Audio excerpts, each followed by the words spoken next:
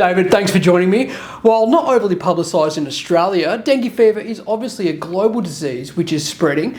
Can you just give us an overview of this alongside Island Pharmaceuticals' strategy to achieve improved health outcomes in this field? Yeah, Alex, I'm more than happy to do that. Thanks for the question. So you're right that dengue is not something that we talk about all the time in Australia, but around the globe, it is a huge problem and a huge unmet medical need.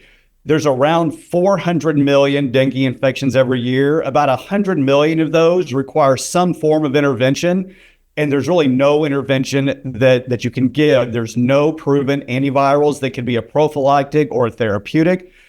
Vaccines are problematic, and they're having a lot of challenges getting vaccines approved, so there's really nothing that you can do about them. It's a huge problem because a lot of times the first time you get a dengue infection, you have mild flu-like symptoms. It can be unpleasant.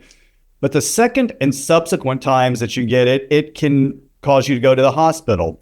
You may require transfusions. It can be lethal. It can become a huge problem. And again, there's really nothing that can be done about it today aside from treating the symptoms. At Island Pharmaceuticals, we're developing a small molecule. It's a pill that you would take that we are investigating as a potential preventative or prophylactic or a potential treatment. And we're running clinical trials right now to explore both of those options to see if ISLA 101 might be effective as either a treatment or as a preventative. We think it would be a huge benefit around the globe if rather than being admitted to the hospital, you could give somebody a pill they could take home and hopefully have some benefits. So we're really excited about where we are, and we think we're addressing some really important topics.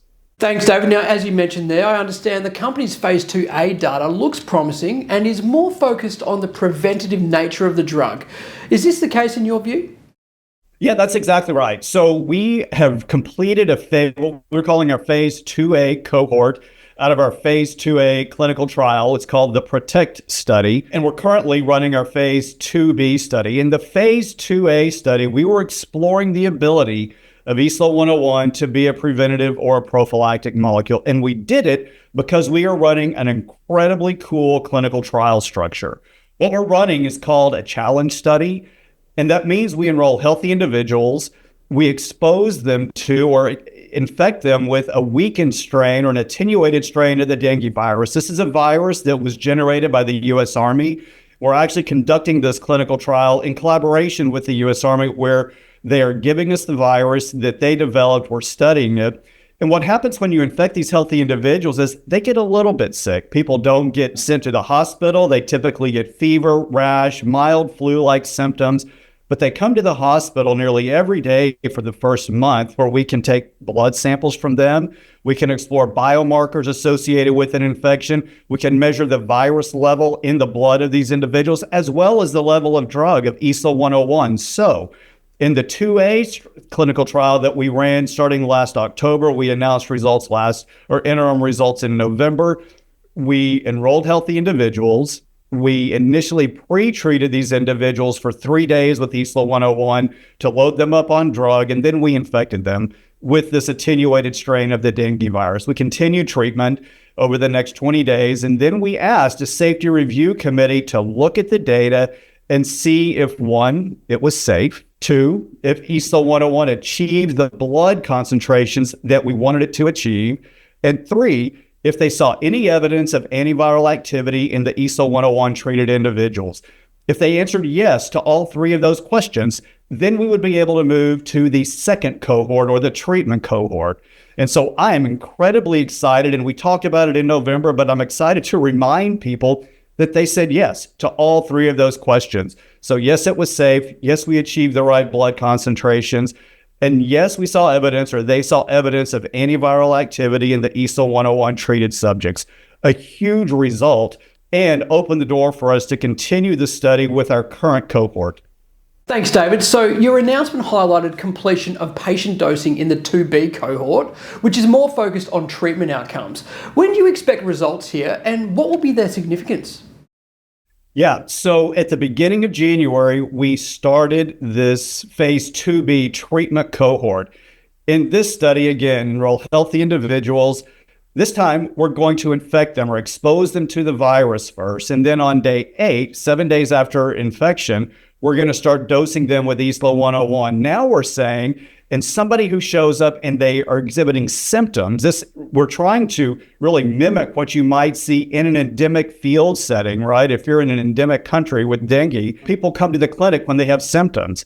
So they may have a fever, they may have a rash, they feel crummy, they've got a headache. I mean, we want to put them on drug and see if ISLA 101 could be a treatment. So that's what we're running. We have announced today that we have concluded the dosing. So all of the subjects have been exposed to the virus. They've all completed dosing.